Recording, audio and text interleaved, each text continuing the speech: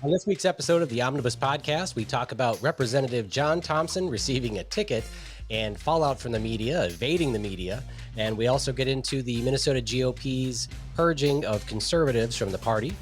And then we'll talk about why people are not going back to work, why you're seeing signs in restaurants saying help wanted and getting poor service.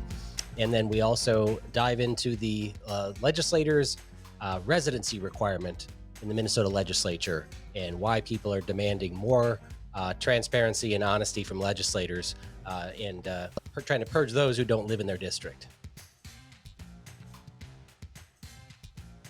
Well, thanks everybody for tuning in for another episode of the Omnibus Podcast, where all subjects are germane. And this week, we're going to jump right into Representative John Thompson, who's been in the news again. He's kind of a firebrand on the Democrat side, and he was pulled over in St. Paul for not having a front license plate. And then we saw through body cam footage that was released recently that the police officer came up and Representative Thompson gave him his driver's license and said, oh, by the way, I'm a legislator right here in this district. I'm a state representative, if that matters. In other words, wink, wink, trying to pull rank on the officer. And the officer looked at him and said, with a Wisconsin driver's license. It was great. But that's really the what came about is that we found out that Representative Thompson, who's claimed to live in St. Paul for 18 years, never, ever had a Minnesota driver's license. He's kept his Wisconsin driver's license, in fact, renewed it in the month that he was elected in November. So he's running as a state representative from St. Paul, but yet he went to Wisconsin to renew his driver's license. In addition, we found out that there's questions on whether or not he lives in his district. And there's been a lot of fallout from that. But Walter, what have you heard in the media, and what's your opinion on kind of why he was pulled over, and should the guy be required to have a Minnesota license? Well, unfortunately, I've been laden with responsibility from my day job, and I haven't had the opportunity to take a look at the video that you posted of the actual traffic stop. But just based upon the accounts that I've read and what you're telling me, the notion of the police officer comes up to your window and look, I'm a city council member here in Albertville, right? If I got pulled over on my way to the grocery store by a Wright County sheriff, never in a million years would I mention the fact that I'm a city council member as if it's supposed to matter. I mean, the way that he phrased it, if that makes any difference, if that matters, however it is that you said it, the implication there is, I mean, do you not know, John Thompson? Do you not know whether or not it matters? Should it matter? Under what premise would it matter? What is it that you're trying to get after here? These are questions that he needs to answer. He should not be allowed to speak to the media on any topic until he answers these questions. If he ever gets in front of a camera or in front of a microphone and has one word to say about anything that is not this, the reporter has a moral responsibility to stop him and insist that he answer that question. Well, to give you some background on pulling rank as a legislator, before I've only been in the legislature for 3 years, but not long before I got there, the legislators were issued cards to keep in their wallet that basically cited Minnesota statute that prevents an officer of the law from detaining you. I remember that. Legislator, right? And so when, if you were out drinking with Senator what's her name or, Representative what's his name, and you're like, hey, well, let's go over to the next, well, let's have Senator what's his name drive because he can't be given a DWI. And they literally put that person in the driver's seat just because they couldn't be stopped. And the law was for a reason. It was for, way back when, let's say that I was, anti-government guy and as a legislator, and I'm going to drive through Shakopee and the sheriff there doesn't like me, they could set up a little sting and pull over Munson to keep him from voting, right? They want to stop him from voting against whatever he's going to do. And so there's a reason that you could say, look, you guys can't stop me. I'm going to session, so you can't prevent me from, voting. But so then it was said, well, we're not going to use that card out of session when we're not in session. And then they decided, you know what, let's just get rid of the cards because legislators got a bad rap for using them. So that doesn't say that John Thompson should be telling everybody he's a legislator, but there's some history there that both sides of the aisle used to use and abuse as a lawmaker. Um, but I guess first for me, John Thompson didn't he had a Wisconsin licensed vehicle. So he's not only is his driver's license from Wisconsin, but his car was registered in Wisconsin, I believe. I think it was. And the so it didn't have a front license plate. I think it's required in Wisconsin. I don't know if it's enforced or not. But you know, if I'm from Florida and I'm driving in Minnesota and I don't have a front license plate because Florida doesn't require one, Minnesota does require one. Can they pull me over? You know, that's I guess it's kind of questionable. I don't know. But the other thing that's important to know in this case is that John Thompson was driving in what's called a uh, TZD zone, which is unlike TMZ. It's called Toward Zero Death Zone. It's a zone declared by the police to try to reduce the number of traffic deaths, and in which case they're going to be enforcing all of these infractions to basically prevent death. They're going to try to get to zero deaths. It's It it's really like the traffic version of, what do they call that? Broken window policing. okay. You know what I'm Yeah, saying? Well, in other words, the theory being that if you crack down on the little things, then it's going to have an effect upon deterring the big things. And that broken window policing is the idea that, you crack down on vandalism, you crack down on trespassing and loitering, and that's going to prevent the burglaries and the assaults and the rapes and whatnot. And in a similar sense, the TZD zone sounds like the traffic application of that concept. Let's crack down on things like not having a front license plate, with the idea being that the increased contact between officers and drivers will result in fewer fatalities. yeah. Which in Minneapolis and St. Paul might not be the case, right? I mean, one of the things that I got a lot of heat for in this last legislative session was for introducing a bill that would remove the legal requirement to display your license tabs. Right? Not saying you don't have to pay your annual registration fee, right? But if you don't, but you shouldn't have to display a little sticker on your license plates showing that you've paid your tax to the king because it's not really about public safety. And that's frequently why people are pulled over is because their tabs are expired, or because somebody stole their tabs, or the car wash ate their tabs. And so I introduced that bill because I'm about less government, and I was attacked thinking it was like an anti-police thing because police use that to pull over people in much the same way of pulling over someone who's missing a front license plate, or maybe comes from a state that doesn't have one. But he was pulled over nonetheless because he was in this TZD zone, and the police officer, according to the body cam footage, was pretty nice to Representative Thompson, and um, issued him a ticket. I edited the video on my site, took out about 13 minutes of the cop sitting in his car typing away on his computer. Um, so it's only a couple minutes long, but in fact, we'll play the video here so that everybody can at least listen or watch, and we'll get your feedback.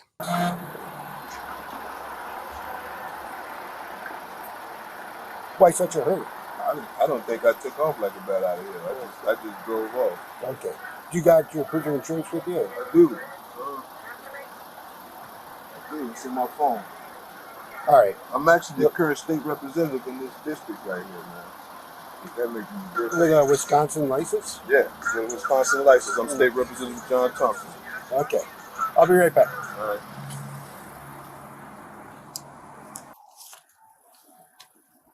Hey, sorry I took a little long, but so here's your license and my card. You're suspended in Minnesota? No. That's what the computer says. If it's wrong, you have to deal with the DVS. Thank you. So Where'd you there's a pull me number- over again, man? No front plate, and then the way you Thank took off from Man, I the light took off back from there. I'm too old to run from the police, man. You profiled me because you looked me dead in the face and I got a ticket for driving while black. You pulled me over because you saw a black face in this car, brother, and there's no way in here I'm taking off with you behind me. You looked at me in this car. You looked in this car and busted U-turn and got behind my car, and that's the reason why. I know. But what I'm saying is, what you're doing is wrong to black men, and you need to stop that. Thank you so much. But this ticket means nothing to me. No. I'm gonna always have a great day. What I'm saying is, you will stop racially profiling black men in their cars, sir. Stop doing that. Yes, you were. Bro. You saw a black man driving in this car. It don't make no difference. You pull me over because you're profiling me. Thank you so much. And at the end of the video, we see Representative Thompson kind of going off on the police officer. He accepts the ticket. He says, this ticket doesn't mean anything to me. But then he starts pointing his finger at the police officer and saying, the only reason you pulled me over was because of the color of my skin, because you looked at me and you saw that I was a black man. And, I'm getting this ticket because I'm driving while black. And he went off on the cop. And then the cop just basically said, have a nice day. And he walked away. And so I think it was a clean, issuance of a ticket. It doesn't really shed light on whether or not he was pulled over for the right reason. But Representative Thompson, prior to this being released, made it look like it was, this big racist cop was doing it just because he was black. And you can see in the video, the cop took a lot without saying much. And I've talked to police officers after this and said, it came to light when the police took his driver's license back to the car that Representative Thompson's driving privileges had been suspended in the state of Minnesota. Now, how can you do that when he has a Wisconsin driver's license? It's not really clear, right? We just say, well, this person doesn't have permission to drive in the state, but their Wisconsin driver's license is not suspended. Right. And it's because he was supposedly behind on child support payments or something like that. And, when we get into the issue of, well, did they send it to his address? Did they send it, did he get proper notice? I don't know. But the fact is his driving privileges were suspended. And what do you do at that point? Because if you're driving drunk, the cop isn't going to say, you're close to home, go ahead, drive home. They're going to say, call a friend, right? Or have your passenger drive you home. Representative Thompson is lucky that he got to drive home, that the police said, you do not have driving privileges in the state, but here's your driver's license, go ahead. And the cop that I talked to said, this happens frequently. And, in a small town, what do? We basically say, you are not allowed to drive. I'm going to go over here for a while. And so you need to call somebody to come and pick you up, but I'm going to be going this way. They kind of just basically say, this is a tough situation, but legally you're not allowed to drive. So he's lucky that he got to drive away and not be arrested. And that could have been, that could have made for some interesting video footage on the dash cam, watching him be arrested or not allowed to drive home.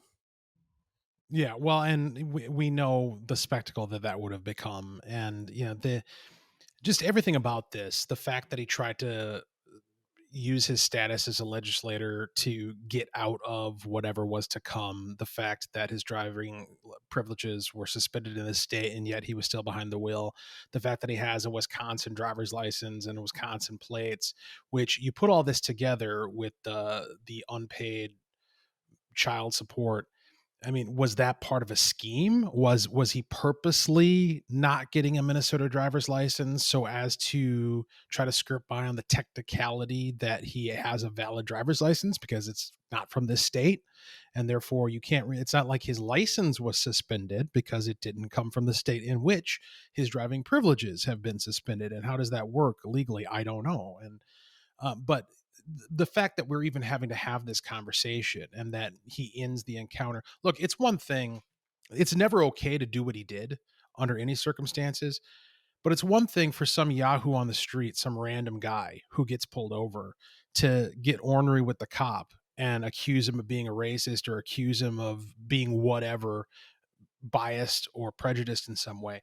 But for a state legislator to do that, for a state legislator to engage in that kind of slander with no evidence whatsoever, actually in defiance of the evidence that we have in front of us, that he was pulled over for cause, and that indeed there was more cause than was even readily apparent in the first place to pull him over. He shouldn't have been on the street. He is driving illegally, and potentially violating the law and even being a state legislator in this state if his residency is in fact not here. this is a guy who the list of reasons why he should not be qualified to be a legislator in the state of Minnesota is lengthening the more we learn about this encounter and all of the circumstances that it revealed. Yeah. Well, one of the things that came out of this, of course, was because he has a driver's license in Wisconsin that he just renewed, 6 months ago or 7 months ago. It's a concern because how can he do that when he supposedly has residency in St. Paul? In fact, when he says in the video, "I represent this district," actually he wasn't. He wasn't even in his district when where he's pulled over, but he does. So he does represent a district in St. Paul, and so there's been a call from the public and from other legislators to verify the residency of Representative Thompson. Where does he live? As it turns out, when he filed for office, he chose to check a box that said, "Make my address private." Okay. Now, this is the guy who went to Hugo and with a large mob stood outside of Representative Bob or Lieutenant Bob Kroll's house, where his family and kids were. He wasn't there, and beat and burned an effigy of Lieutenant Kroll in front of his children, right? And shouted profanity at his children. This is the guy who's now saying, "I don't want anybody to know where I live," and has told the media, "Please respect my privacy." Right? I mean, the nerve of some people, but people have asked. So I think Senator Kiffmeyer sent a letter to Steve Simon. She, of course, is the former Secretary of State, sending a letter to Steve Simon, the current Secretary of State, saying that what have you done to verify this legislator's residency? Like, how do you know that he actually lives in the district that he says he represents? Which is interesting because Republican legislators have also chosen to check that box to say, "I don't want you to know where I live." And is at least a half dozen legislators in St. Paul who don't live in their district. And several of them are pretty well known to not live in their district. And so that brings to light a lot of questions. And so I put out a petition on my website at jeremymunson.com/residency to maybe I'll introduce new legislation that would enhance the requirements to prove that you actually live in the district that you're running to represent. And it might include having, three of your constituents or potential constituents swear in an affidavit that you actually live in the district. And if they lie, it's punishable by, a large fine, because it would take a lot for even your friends to sign that document saying that you live in the district, even though they know you don't.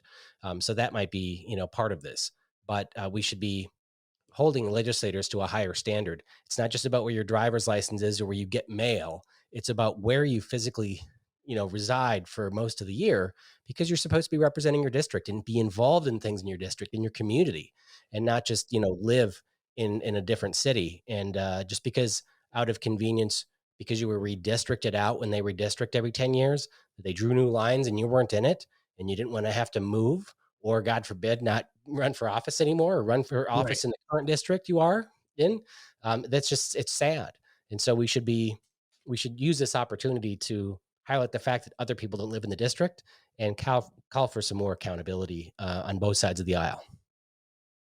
Yeah, to my mind, it goes hand in hand with the broader electoral integrity measures that we've talked about in previous episodes. The people ought to be able to proceed. Or, what's the purpose of all of these processes? Who are they intended to serve? What you're describing sounds very much to me like it's intended to serve incumbent politicians, career politicians. That the deck is the deck is stacked in such a way as to provide convenience and assurance and comfort and stability for politicians who love them being some politicians, right? Is that good for the people in Minnesota? Is that good for the constituents in these districts who are being represented by people who don't even have enough kinship with them to be in physical proximity, who don't feel as though they have any responsibility to be part of the actual communities that they're supposedly representing in St. Paul. How can you represent a community that you have no ties to, that you have no presence in? I mean, the absurdity, there is no argument against what you're proposing other than bad arguments that are meant to serve people who are looking after their own interests rather than those who elected them.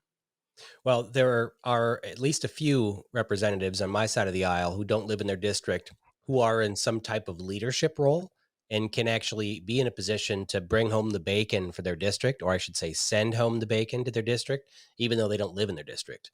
So Right. that's, they may claim that they represent the district because they fund lots of projects, or get sweetheart deals for their district, but it doesn't mean that they're in the district all the time and involved in the community as much as people that actually live in the district.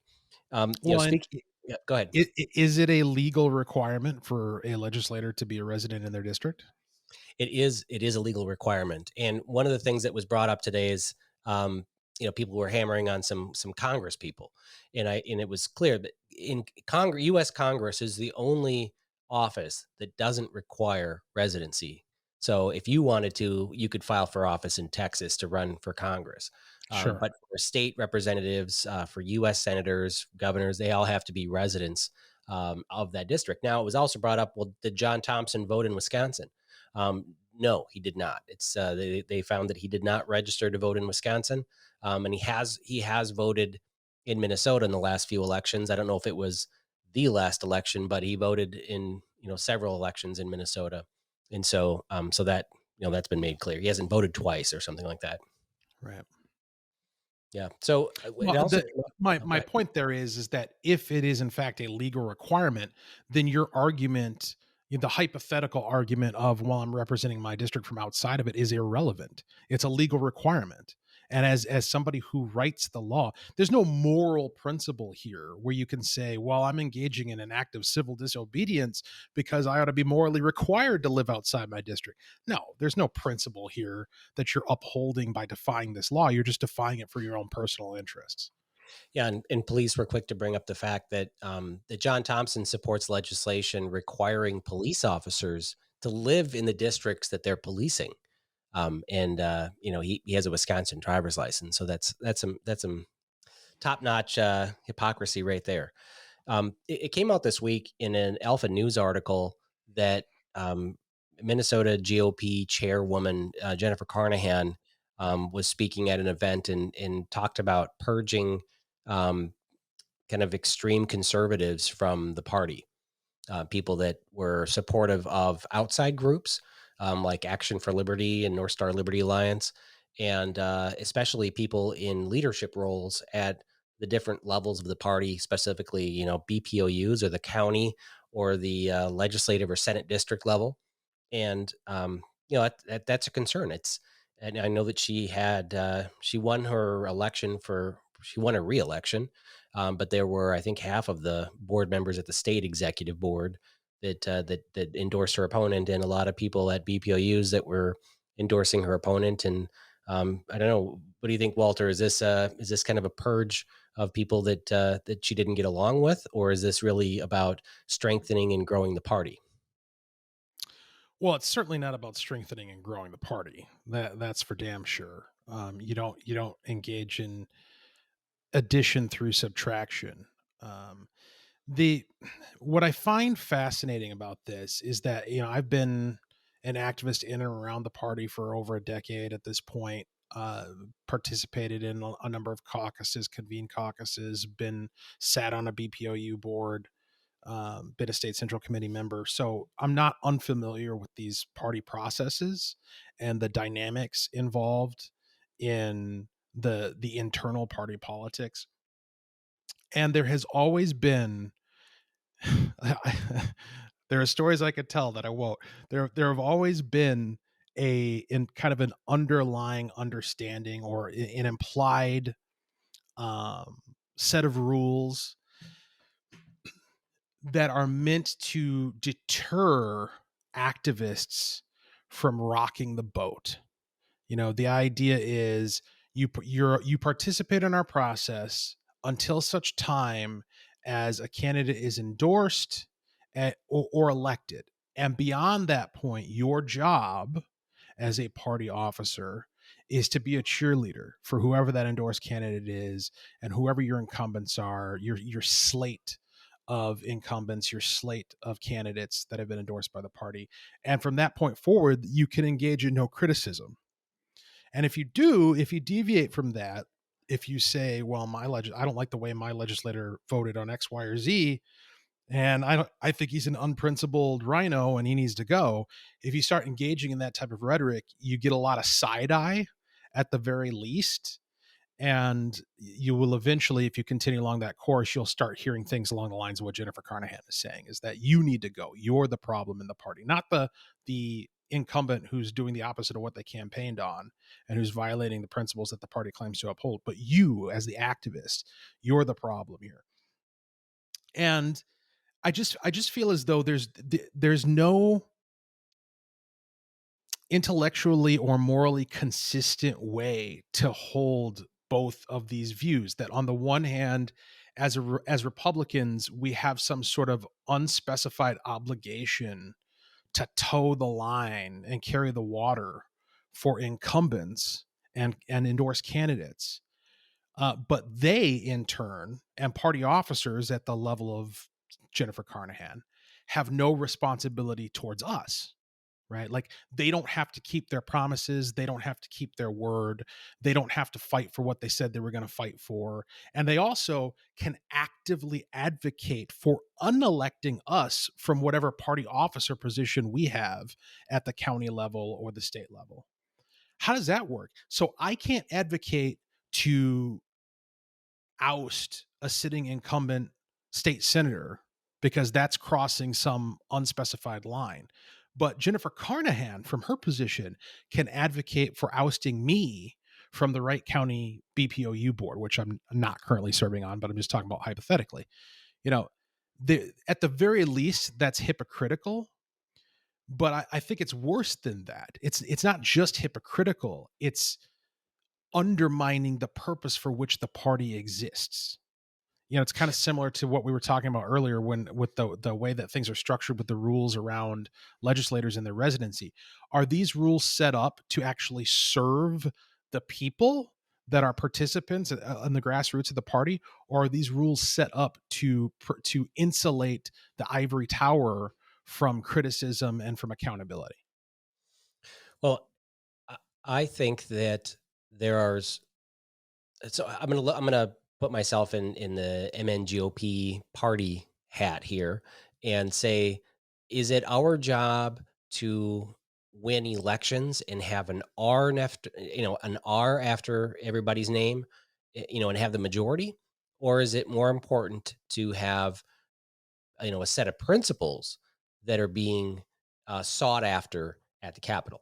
Like, do we want to actually shrink government and restore liberty and have and fight for individual rights, or do we want to have an enlarging government, more spending, but yet they're all Republicans? There's a difference there. And I think that she is set on winning a majority, which is important, right? And also, I think specifically the meeting where she was saying this was in Keith Frankie's district. Keith is a legislator who we are lucky to have elected. He's a Republican in a very purple district, a very blue district, probably. And so if it wasn't him, if we were trying to put a Munson in that district, Munson wouldn't get elected in that district, right? So we're lucky to have Keith Frankie, and I understand we have some districts like that, but I think that you shouldn't be purging conservatives from the boards of all BPOUs who are critical of their fiscally liberal legislator. I think that's wrong. I think we should also strive to have conservative values present in St. Paul, and not just, people, really, and I hate the word rhino because it's being used a lot, but this is specifically where it's required. It's a Republican in name only. They vote like a Democrat, but they happen to have an R after their name. So we can't, be critical of them. That there's no room for rhinos in deep red districts. People in those districts want less government, they want less spending, and they want, you know, so it's right to criticize them. My data. It was interesting because in that same speech, she was talking really about Action for Liberty, and who's been very critical of Carnahan. And I was supported by Action for Liberty in my last primary, being primaried by the establishment.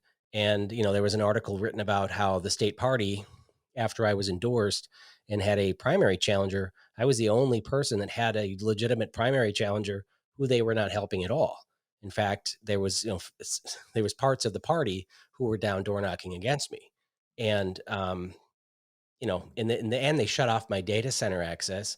So my access to all the voter data was shut off 4 days before the primary. And it was, Which isn't that against the rules? I mean, aren't they obligated to provide that to their endorsed candidates? yes. So it was against the rules. I Right. called and talked to the, executive director and said, hey, I'm trying to, download this data to send out to get out the vote. I want to get all the cell phone numbers to start texting, people to get out to the polls. And they said, well, there was an article in Alpha News that said that, in a quote from you saying that you didn't think the party was helping you in the primary. Well, you didn't. You sent out mailers for everybody else, but you didn't send mailers out for me. Well, don't you think that data center access is of value to your campaign? It was like, oh, we're going to play that one.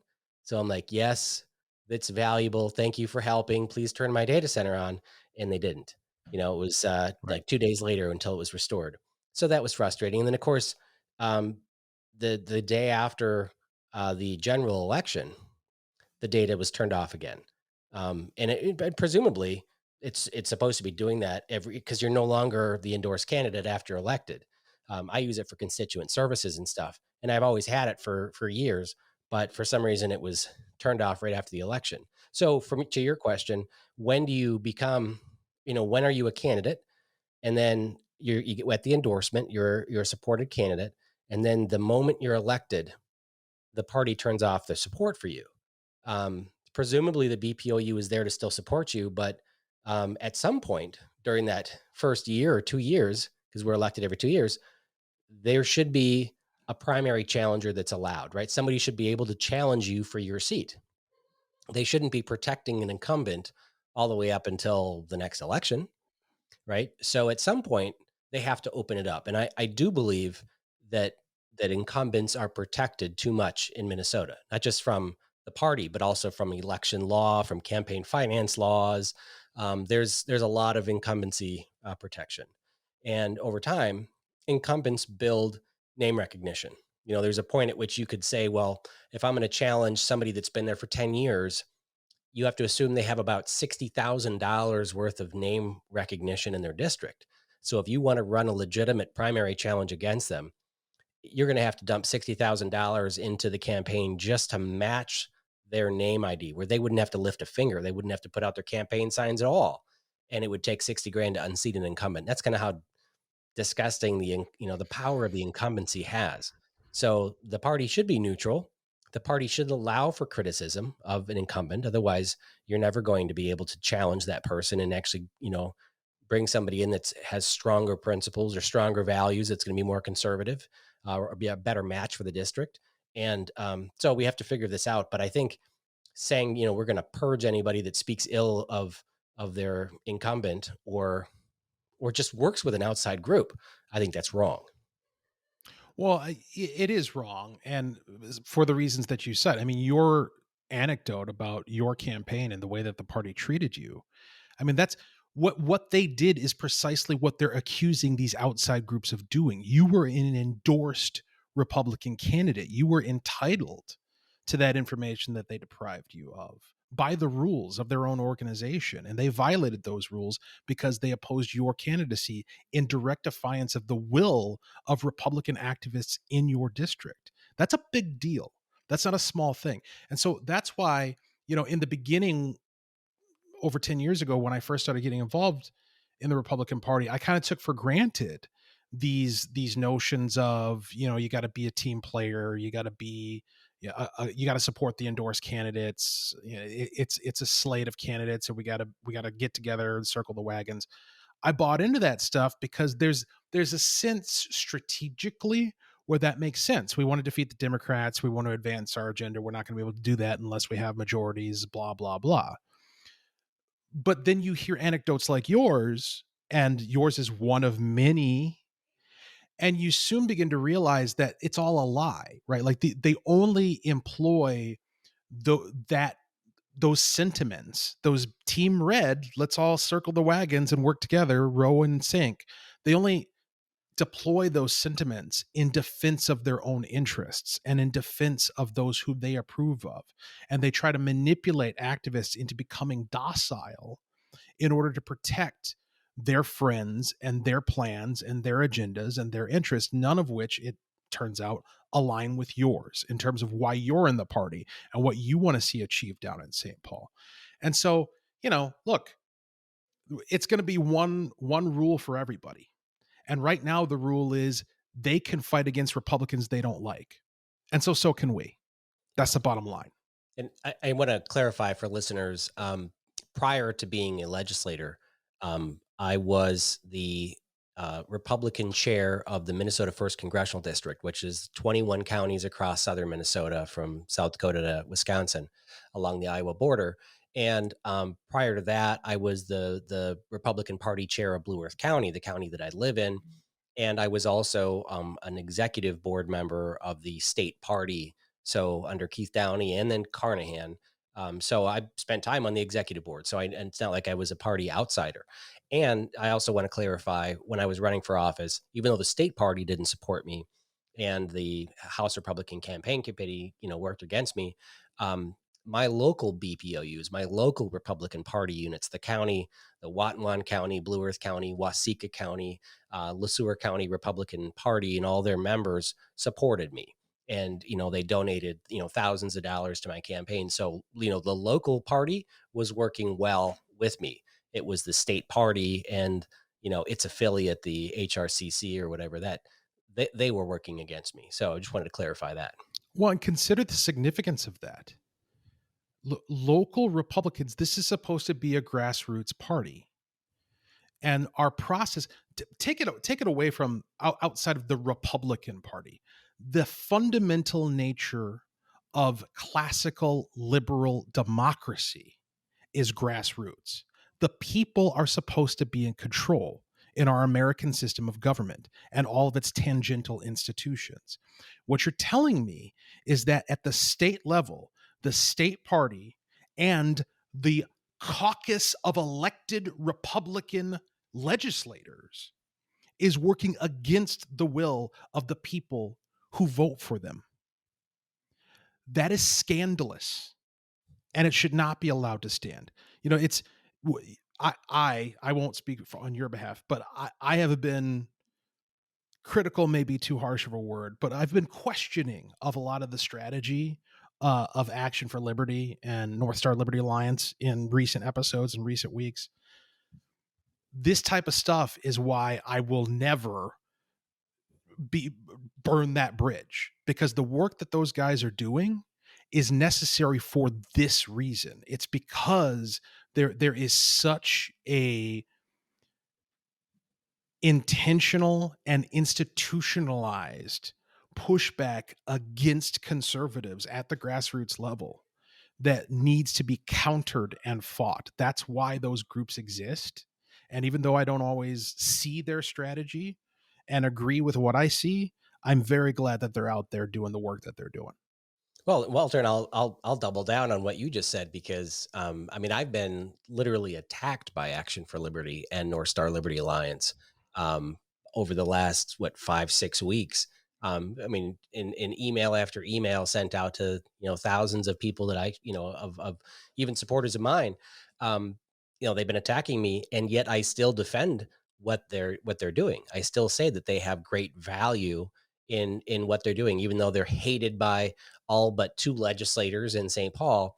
They do good work, and they are principled, and we need them out there, because without Action for Liberty and North Star Liberty Alliance, and even the what's it called, the Minnesota Gun Rights Group, that even without those groups, Republicans will slowly tack to the left and continue.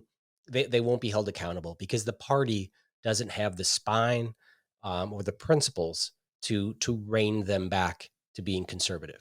You can get elected as a Republican in a deeply red district and vote like a conservative or a liberal Democrat, a fiscal Democrat. Yeah.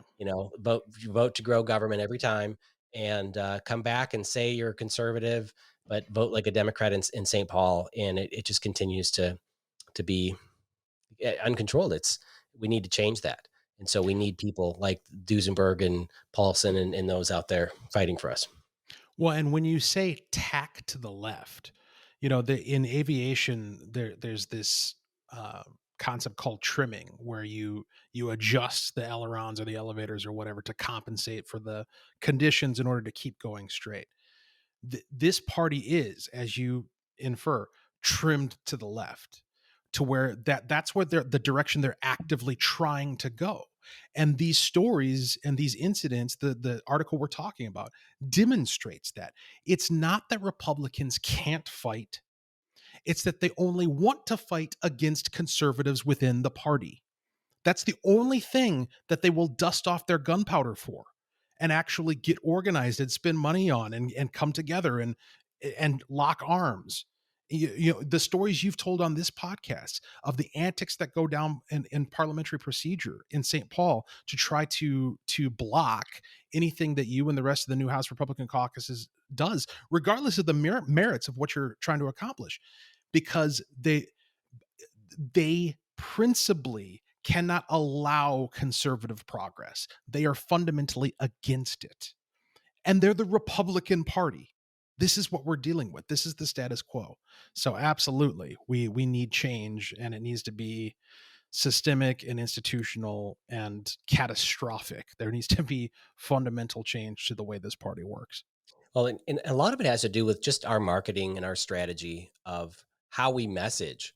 And, I feel like Republicans are giving up on how to sell liberty and how to sell freedom because for some reason that just doesn't seem attractive for people anymore. Or that, like, well, how do I tell people that I want to vote against this big spending?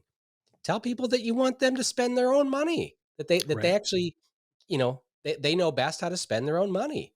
And Right. and you're giving them freedom, and they can't sell it.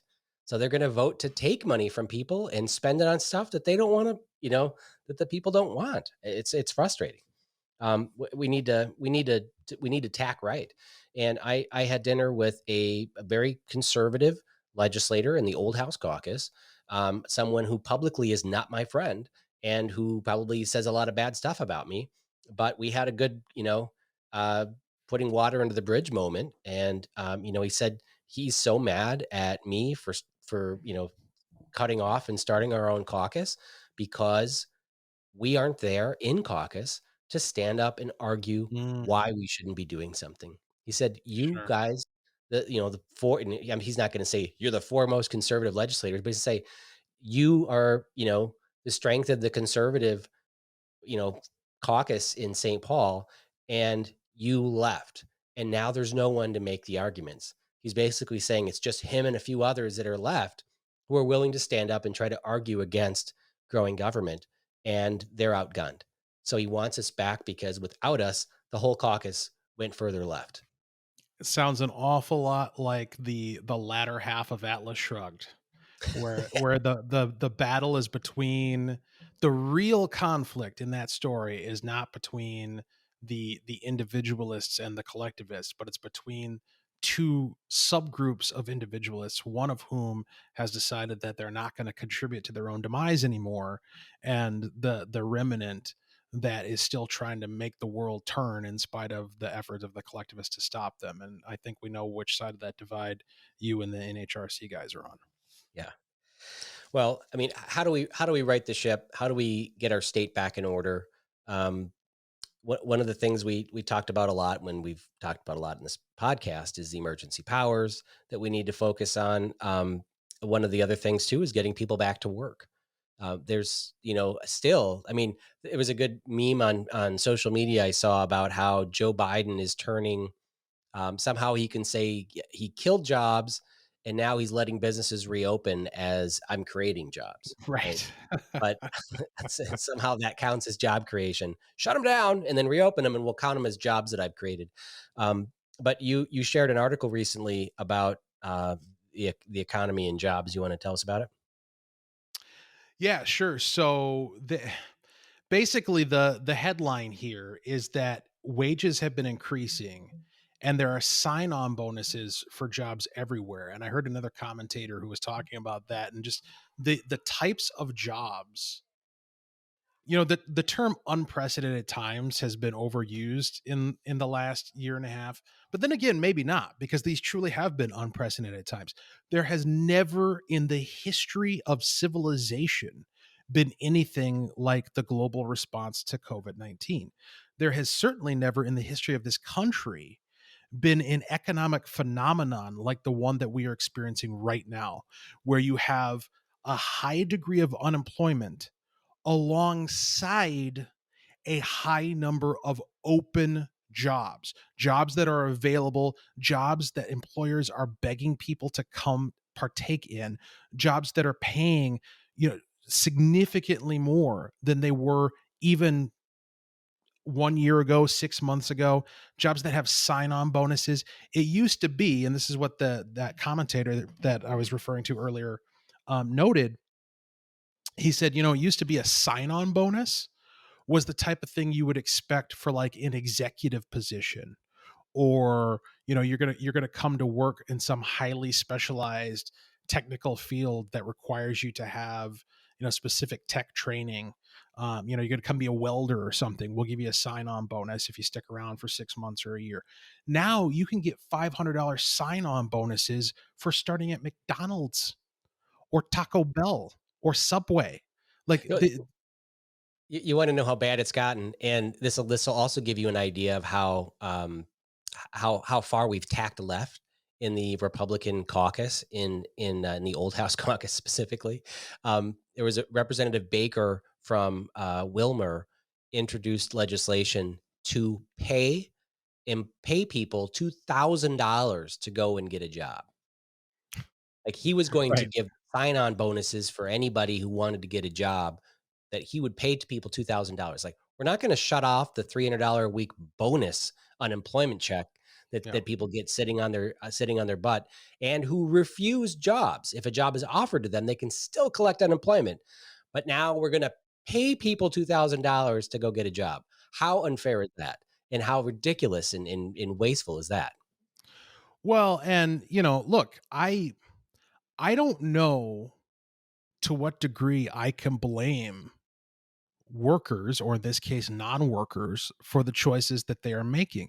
It's each of us are rational actors in the larger economy, and I can only choose from the array of choices that are placed before me, unless I'm going to create one of my own, be an entrepreneur, which is increasingly difficult in this environment. So if I have to pick from the choices that are presented to me, and on the one hand, I have the ability to make more money than I currently am by not working, or even slightly less money than I currently am by not working. And on the other hand, I got to put in 40, 50, 60, 70 hours a week, and I got to work hard doing something that I don't like and take time away from my family and my interests in order to invest in that. And it's a relatively menial job that doesn't necessarily have much of a career future. Well, then, of course, I'm going to pick sitting around at home. Can I really blame somebody for making that choice? No, in a sense, that is a rational decision. You are picking the highest value at the lowest cost to yourself. Makes sense. Who I blame is the policymakers for that being the choice. And there is a price to be paid for this course of action that we have yet to fill. I mean, we're starting to feel it. You're seeing it there are two. I work in the logistics field, and in my service area, there are 2 gas stations that have not had unleaded gas for weeks because they can't find drivers to get the gas. It's not that the gas doesn't exist, or it's not like we ran out. they can't find the drivers to drive the trucks to the gas station. You see and hear of supply chain issues like that in almost every industry across the board. Certainly, I've heard anecdote after anecdote after anecdote from all sorts of industries throughout the economy, talking about how you can't find anybody to work. They can't. You've seen restaurants closed because they don't have people to stay open, deciding they're going to alter their hours, they're going to close early, turning customers away, long lines at lunchtime, not because fast food has suddenly become so popular, but because the service is so ridiculous that it takes 3 times as long to get anything. And these are just the beginning of the types of things that we're seeing. We've seen signs in stores limiting the number of, I saw one where they were limiting the number of packages of meat to 2 per customer, things along those lines, stuff that we have never seen before. We've never seen anything like this in the United States of America outside of a depression. And this isn't a depression. It's not as though there hasn't been an economic collapse. There's been a labor stoppage, a work stoppage that has entirely artificially been created by the government. It's absolutely insane. Well, one of the things that government does best is pay people to change behavior. We have to recognize that people always do what is economically in their self-interest, right? That's the whole reason why our tax code has went from being simplistic to being hundreds of thousands of pages. Because if we want one specific thing to change, we want people to buy this widget or change their behavior, we give them a tax cut or a tax credit or be able to, deduct this by doing this behavior. And so we have steered and changed people's, altered what they do by giving them different tax cuts, by giving them a financial incentive. And sometimes just send them a check, right? We want people to do stuff. Stop bitching, stay home. Here's some money, and just pay people. And people are always going to do what's in their best interest. And whether it's sitting on the couch and not getting a job, they're going to cash those checks. And you can't expect people to change their behavior and go against their financial interest just because of what's morally right or what brings them a self-worth. And so it's you can't cast ill judgment on someone for wanting to stay home and make twice as much money and spend more time with their family. But the problem is it's gotten so complicated with our tax codes, and that's why I support less subsidies, less tax cuts, and for specific things, in equalizing the playing field so that we can allow people allow the free market to work, and there's a lot of stuff to rein in. And when industries want when they want to improve their industry or their self-interest, and they come to legislators and they say, we want more people to buy our widgets, that's what they argue for, is like a tax incentive or an Energy Star rating for their product or whatever, so that people will buy their product. And that's what government does well, is change people's behavior by using your tax dollars to incentivize others.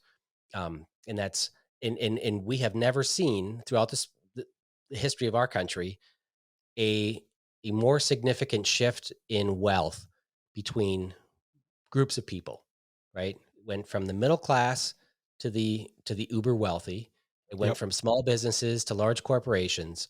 And it's because those massive corporations have the ability to manipulate government to steer their tax cuts and directions and stimulus checks and everything else and policy to benefit the wealthy. The Main Street hardware store was caught unaware and without the high-powered lobbyists needed to survive the pandemic or survive the government's response to the pandemic. Whereas all of the people that are well-connected had the ability to make those phone calls, get the PPP loan stuff to them. When that PPP loan started out, it was a lifeline to businesses to keep their business afloat.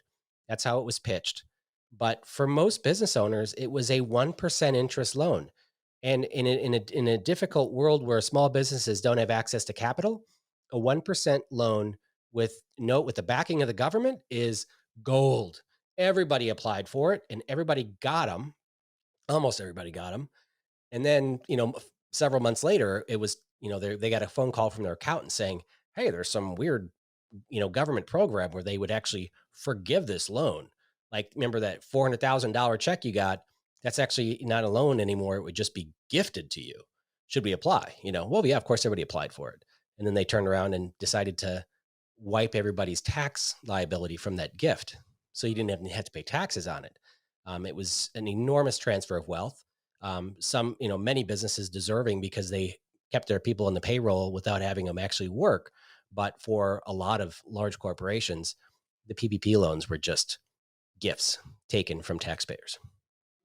Well, and we've evoked Atlas Shrugged once already tonight, and it applies again here as well, because the one thing that Ayn Rand seems to have gotten wrong in her prediction, and she didn't get much wrong, but the one thing she seems to have gotten wrong is that in her story, the heroes were industrial magnates of large companies who found themselves being abused and torn down by bureaucrats and politicians. As it turns out, it's the little guy. It's, as you said, the corner hardware store, the mom and pop grocery store. Places like that are the ones that have suffered under the policy decisions, the public policy that's been put forward in response to COVID. And the problem is that you talk about government being really good at shaping behavior. That's in the near to midterm. In the long term, those changes in behavior translate to changes in attitude. And that's the real danger. I may have shared before on this program the story of my Russian neighbor. My wife and I, several years ago, about 10 years ago, lived in a duplex, and the people who owned the other side of the duplex were Russian immigrants. And they were the worst neighbors we've ever had in our lives. Just absolutely terrible, vindictive, petty, disruptive. And I couldn't figure out why. It was inconceivable to me that any human being could be that vile to another human being for seemingly no reason. Well, wait a minute. Were they when did they immigrate here? Like recently? I don't know. I mean, I didn't ask, but my impression was they had immigrated recently. Okay. That was my impression.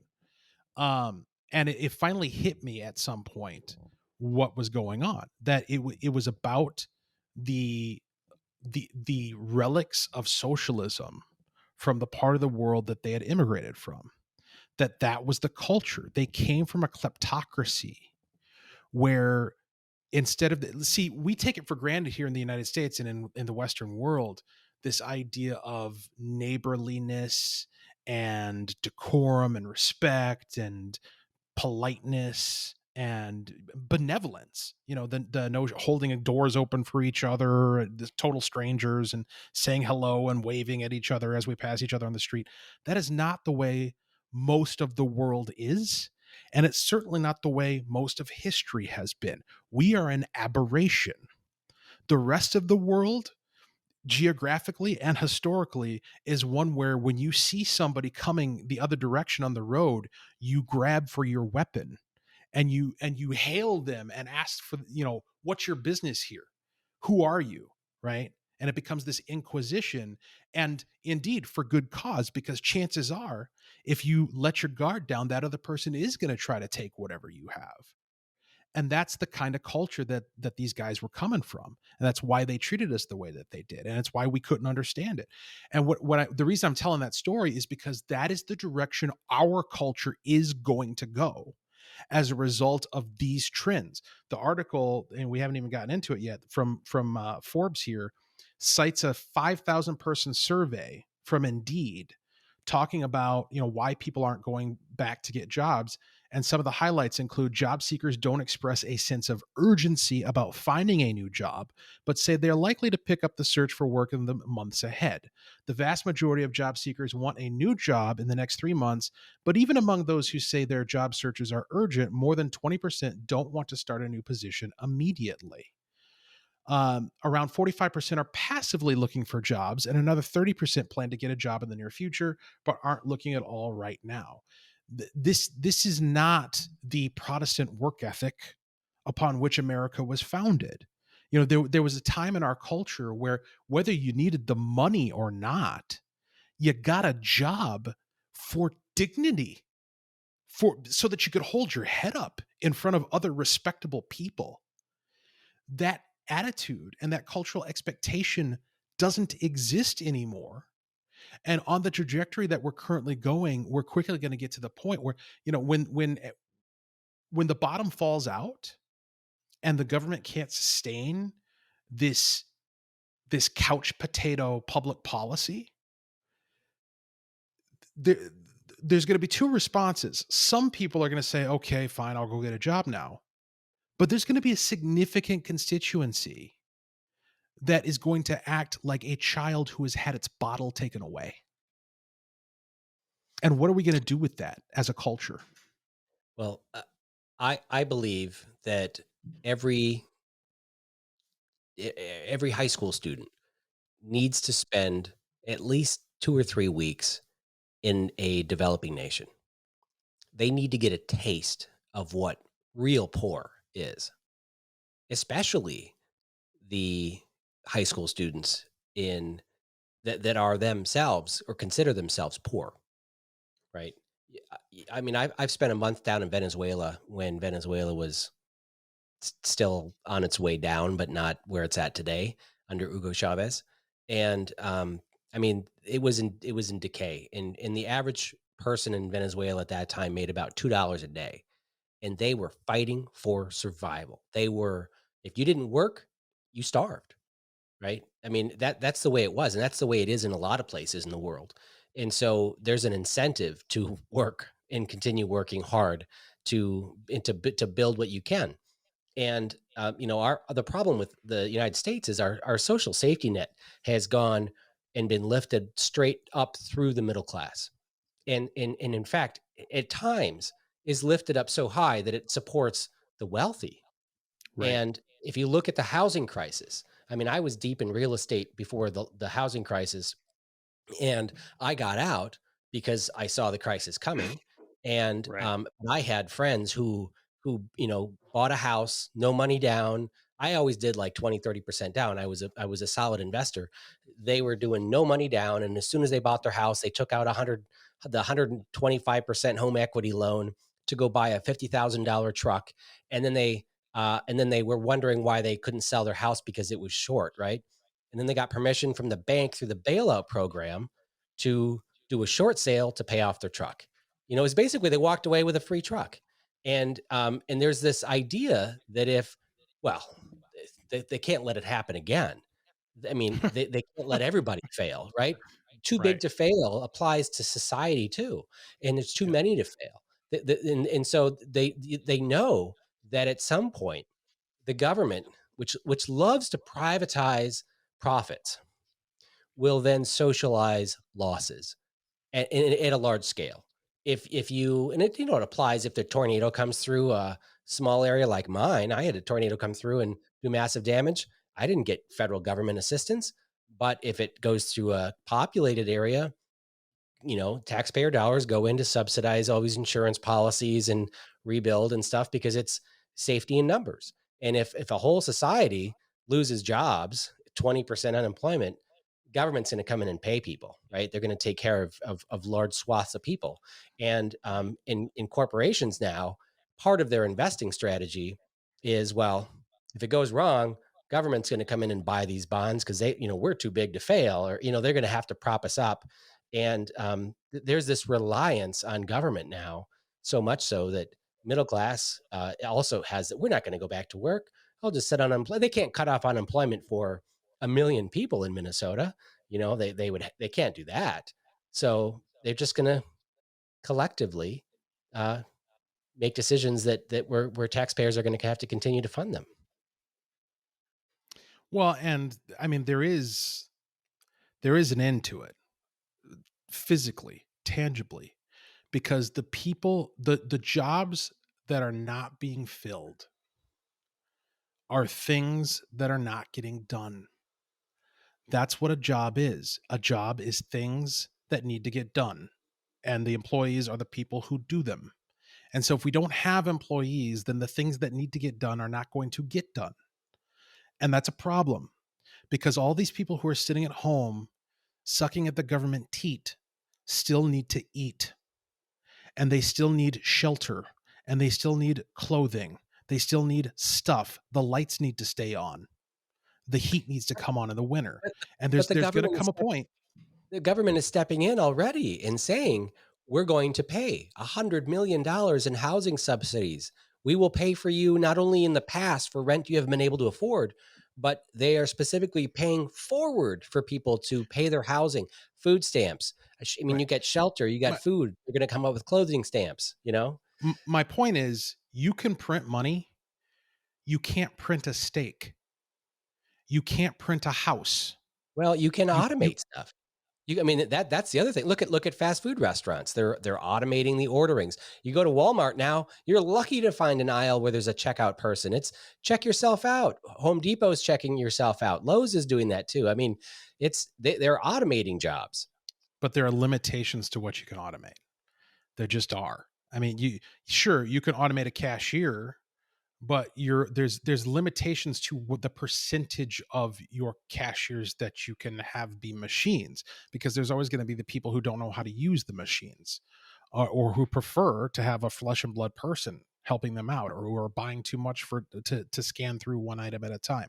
And in a similar sense, when you look at something like, say, Amazon, and the idea of using drones and robots to deliver packages.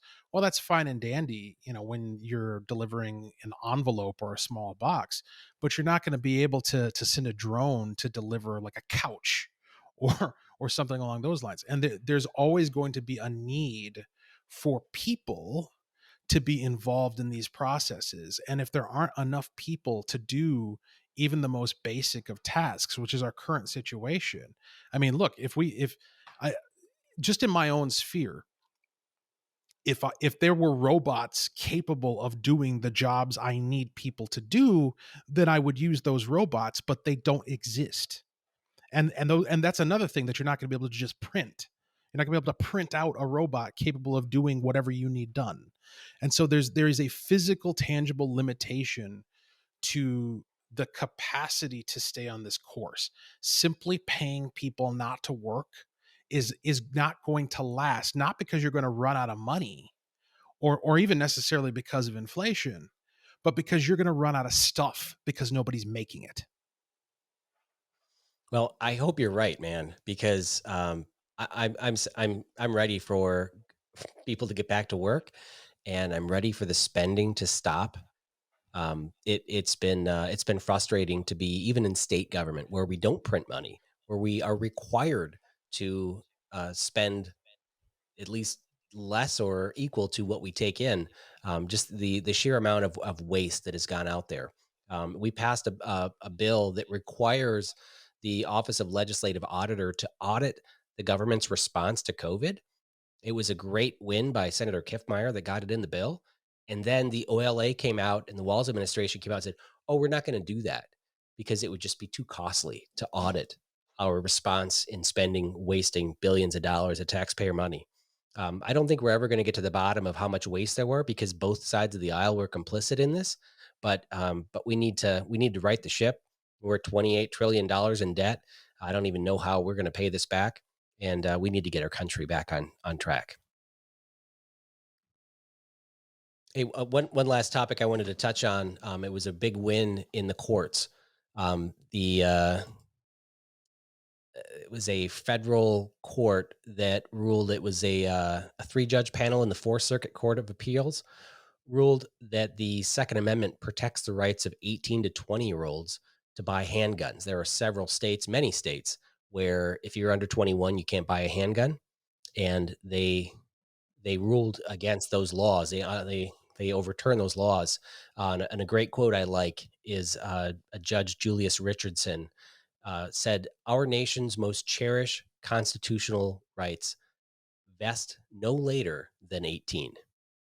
And Judge Stephen Agee wrote that Second Amendment rights to keep and bear arms is no different. So it's a big win, and it ties into Minnesota's lawsuit by 18 to 20-year-olds who are upset because they cannot carry a handgun with them. They can't get a permit to carry because they're not 21, even though they work in jobs that put their lives in danger.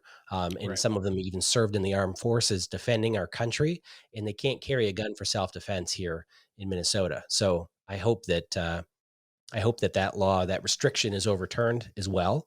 This is a big win for the Second Amendment, and hopefully we can have a conversation about when you're an adult. 16, 18, 21, 25, people need to get they need to decide when you're an adult. Yeah. Well, I mean, there were founding fathers who were barely 21. I mean, this whole notion of delayed, extended adolescence and pushing back the age at which somebody's considered responsible enough to do something. Part of it is just people's unwillingness to grow up, and then on the other side of it, of course, you have agendas like this one where the gun grabbers are just looking for ways to reduce access to guns because they don't like guns. But no matter which direction it's coming from, when we talk about the trajectory of the culture, this is one of the examples where the notion of adulthood has been increasingly delayed, and I'll use the word retarded because I think that's accurate. It's the slowing down the developmental maturity of the average person through lowered expectations. We need to be trending in the opposite direction. We need to be expecting more from our young people, and we need to be expecting it sooner. And that's probably across the board, not just when it comes to gun rights. Well, and for me, it always has been protecting the rights of the minority. That's why I'm a Republican, and that's why I think the Democrats are always trying to talk about, well, the majority of people want this and this. We always have we may always have a minority of 18-year-olds that are mature adults. And maybe, we get more and more people that are 18 that act like they're 13, but we still have to recognize that there are 18-year-olds out there that are living on their own, married, raising a family, and they are very much adults, and they need to be treated like adults. And we can't dumb society down for just because a majority of kids are not aging appropriately. Correct. So, great. Well, thank you, everybody, for tuning in for another episode of the Omnibus Podcast. We look forward to your feedback. Please go out to jeremymunson.com/podcast and find links to 20 different locations where you can download or subscribe to the weekly podcast. And you can find us on YouTube and on Facebook, the Omnibus Podcast on Facebook. Thank you, Walter, for co-hosting again. And we'll look forward to another episode next week.